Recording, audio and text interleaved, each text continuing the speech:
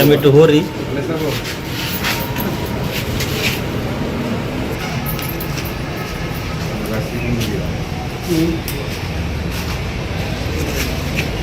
ये गोबड़ है आज निकल के रुका हां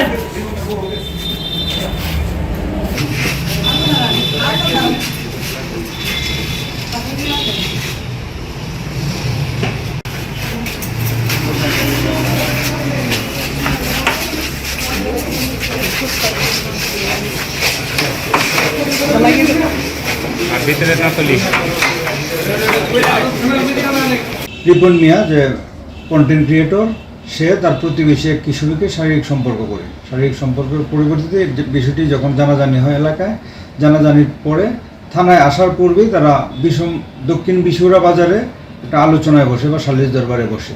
সালিশ দরবারে একটা সিদ্ধান্ত হয়, সিদ্ধান্ত যখন বাস্তবায়িত হয় না, তারপরে বিষয়টা এলাকায় সামাজিক যোগাযোগ মাধ্যমে ব্যাপক প্রচার হয়।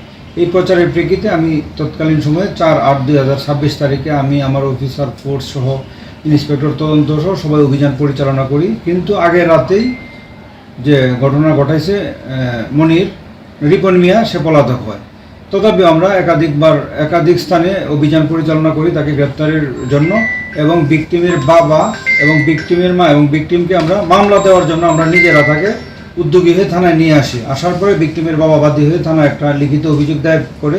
এই প্রেক্ষিতে 4/8/2026 তারিখ দিবাগত রাত 12টা 5 মিনিটে একটি দর্শন মামলা রুজু হয়। দর্শন মামলা রুজু হওয়ার পর আমার মামলার তদন্তকারী অফিসার সহ অন্যান্য অফিসার বিভিন্ন অভিযান পরিচালনা করে পরবর্তীতে গত রাত 12 ঘটিকার সময় র্যাপিড অ্যাকশন ব্যাটালিয়ন অর্থাৎ র্যাব 14 ময়মনসিংহ গৌরীপুর থেকে ময়মনসিংহ জেলার গৌরীপুর এলাকা থেকে তাকে গ্রেপ্তার করে আমাদের নিকট হস্তান্তর করে আমরা একে থানায় নিয়ে আসছি। বর্তমানে আমাদের থানা হেফাজতে আছে।